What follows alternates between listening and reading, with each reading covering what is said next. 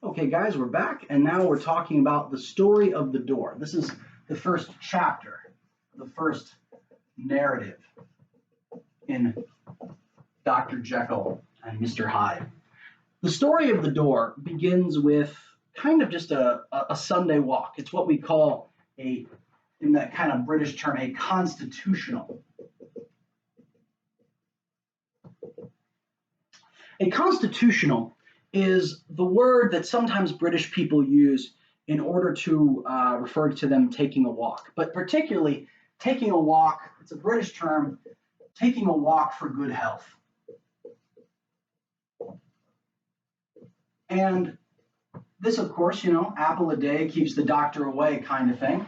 Taking a good walk for good health is just the kind of thing that someone who wants to keep their health up would do.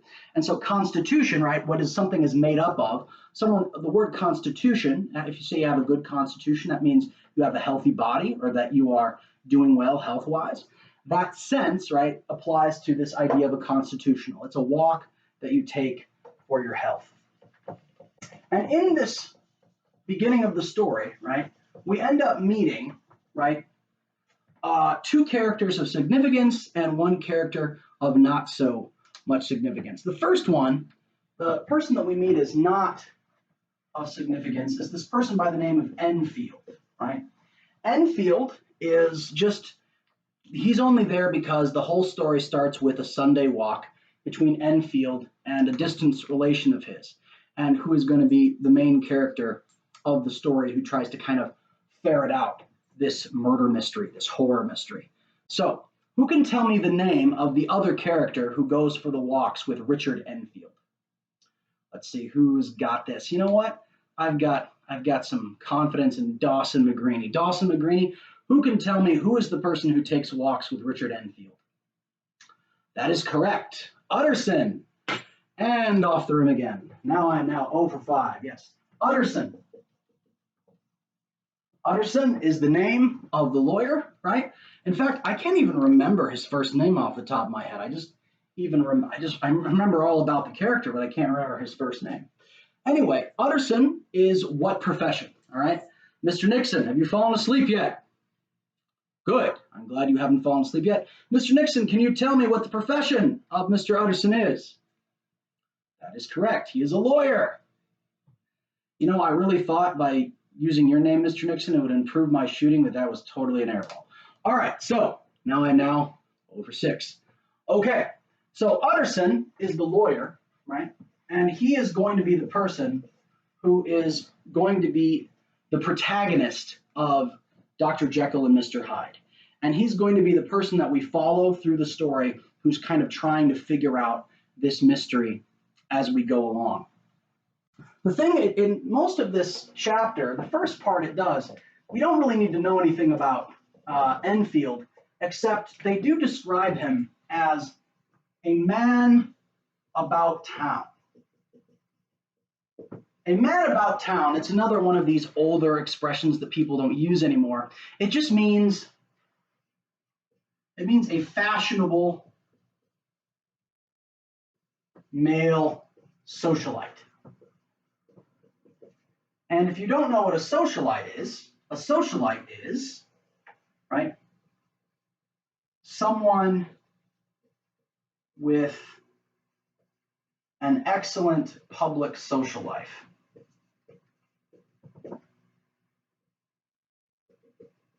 Also, a socialite is someone who, going about town, being seen at parties, at public gatherings, someone who knows all the right people. That's what a socialite is, right? And so when you say a man about town, right, you're not just a socialite, you're fashionable. You're someone who is an excellent socialite. So the implication is that Mr. Enfield is outgoing, connected, he has a lot of friends, right? He's very well dressed, he's got money, right? All of these things, right, are the kind of things, and he also knows a lot of gossip, right? That's kind of the idea. All of this is told to us about Mr. Enfield, who is not even a significant character, because he is a foil, meaning a character contrast,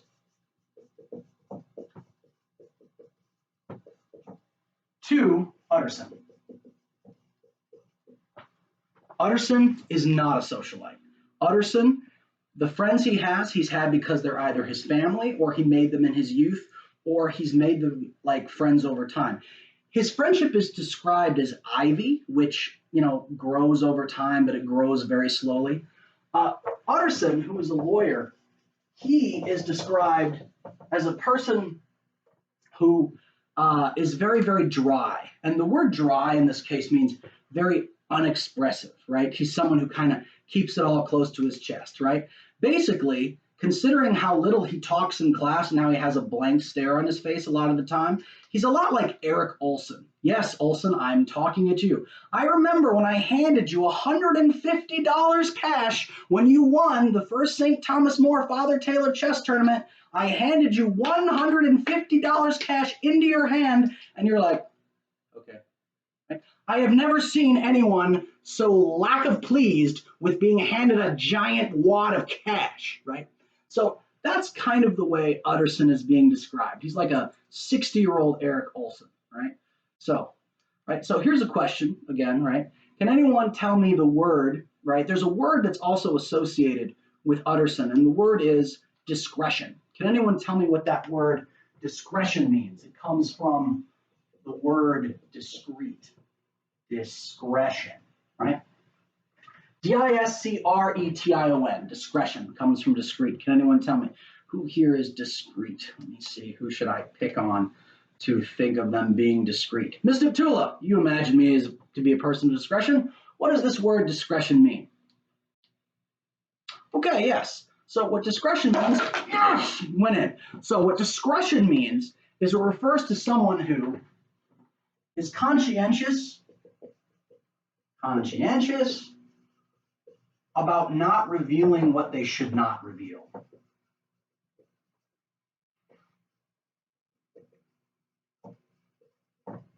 That means a person who is discreet is a person who knows how to keep a secret. They do not reveal the private or personal business of others, right? So basically, Utterson, because of his discretion and because he's very unexpressive, he's like the perfect poker player, right? You'll never get anything out of him. And because he's a lawyer and there are expectations of confidentiality, so by the way, you should know the word discretion, right? You should also know the word socialite and man about town, right? Because he's a lawyer and because people have to come to them with their personal dealings, right? There are certain professions that kind of have these classical codes of confidentiality and professionalism. Now, to a certain degree, teachers are bound by the same code because we also are one of the classical professions, meaning professions that go back hundreds and thousands of years. But there are other professions too that have these same kind of codes. And those are considered to be the doctors, lawyers, which Utterson is, right? To some degree, right? Barbers, because barbers were also surgeons, right? And also, right? Doctors, lawyers, right? All of these kind of certain classical professions, they've always had these long-standing honor-bound codes of confidentiality, right? Whether you're talking to a lawyer, you're talking to a doctor, or if you're talking to a cleric, right? Or, clergyman, right? Right? All of these classical professions are bound, right, to keep people's personal information secret. That's an expectation that goes with their profession. And it's been that way since time immemorial, right? That's this idea of, right, confidentiality, right?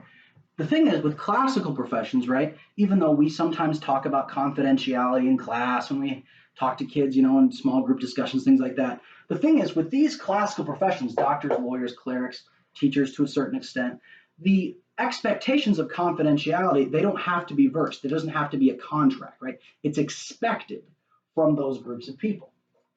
And so, right, Utterson is a person of confidentiality. He doesn't know a lot of people. He knows a lot of things, right? But he's unlike the man about town. He's never going to be talking about it. He's never going to be gossiping about it. He's never going to be sharing anyone's business. In this case, Utterson is an excellent vehicle for the plot because in some ways, like we're kind of following him and we know that he's smart because he's a lawyer, right? He's very educated. We read that he's a prayerful man, that he has a routine, that he goes to bed and he often reads like theologians before he goes to bed. But he's kind of quiet and somewhat uninteresting, right? But he's also this paragon of goodness, and he's very solid, right? He's the absolute opposite of, right, this philosophy called hedonism, right? Hedonism is the philosophy of pleasure.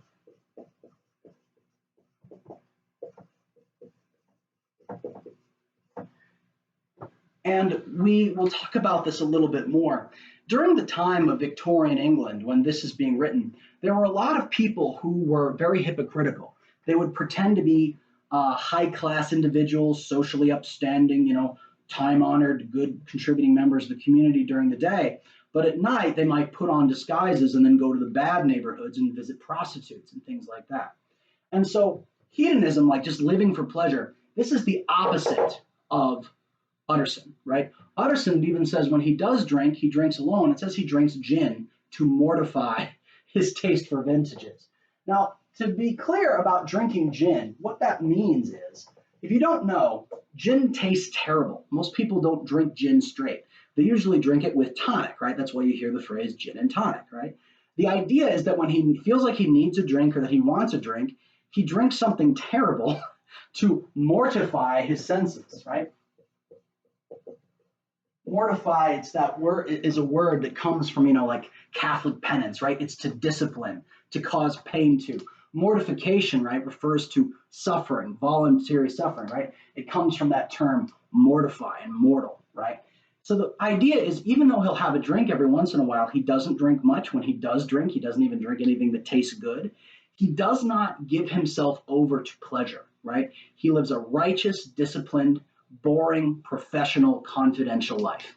That is the person of Utterson. And that's kind of the vehicle through which we are going to witness, right, some of the events of Dr. Jekyll and Mr. Hyde, right? So the things you need to know about Utterson, right? He's upstanding, he's Christian, he's quiet, right? He doesn't say things he shouldn't. He's very unexpressive, but he's still a loyal friend, right? And he's not going to reveal anything that he's not supposed to reveal. It talks about in the text that a lot of his friends are on the decline. People who have kind of lost their social standing, people who aren't very respected in the community anymore, but they still have Utterson as a friend. So this idea of people on the decline, right? So that talks about how Utterson is loyalty. He's even friends with people on the decline. He might be the last good friend that some people have. Considering he's a lawyer, he's not going to judge people, right? That's part of it. But also, right, this idea of decline is also associated with this idea of degeneration. This is an extremely important word and theme in the story of Jekyll and Hyde because it connects to a lot of these Victorian ideas of reverse Darwinism that are going on. This idea of someone being in degeneration, they're kind of reversing, right? They're, instead, we've got to the upright position in terms of, the Darwinian scale, where you eventually reach the upright. Degeneration is like the opposite. You're going backwards, right? And that's also where you get the term degenerate, right?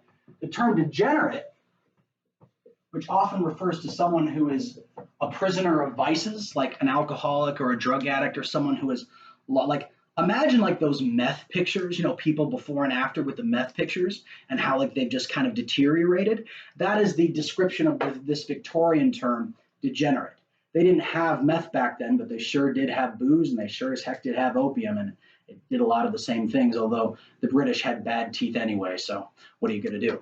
The thing that we should understand is that Utterson, right, he is this kind of very straight-laced, not very exciting, not a lot of personality character, because he's the vehicle through which we are going to experience a lot of these shocking twists and turns of the plot, right? He doesn't have a lot of personality. He's kind of even-keeled. He's almost like a neutral camera with which we can view the world, right? Okay, so I'm going to stop the video here, but there's one more coming.